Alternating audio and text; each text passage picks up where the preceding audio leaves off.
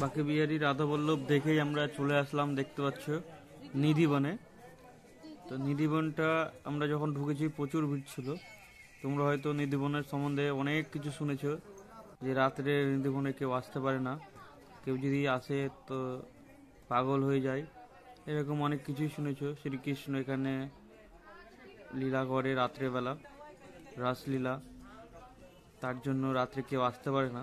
কিন্তু যেভাবে সেফটি করে ঘেরা আছে, এমনি তো মানুষ রাত্রে আসতে পারবে না। যা দেখলাম, এটা নিধিবনে কুয়া, দেখেও ভালো করে।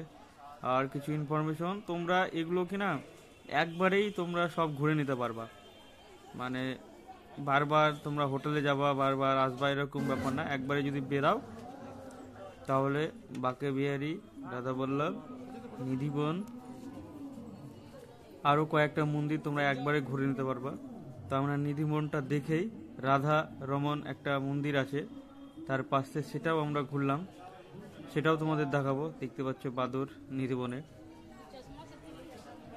তোমাদের যদি কিছু কোশ্চেন থাকে বলবার, জানবার, নিশ্চয়ই কমেন্ট করতে পারো। আমি তোমাদের রিপ্লাই অবশ্যই দেওয়ার চেষ্টা করব, কিছু ইনফরমেশন জানার থাকে যদি।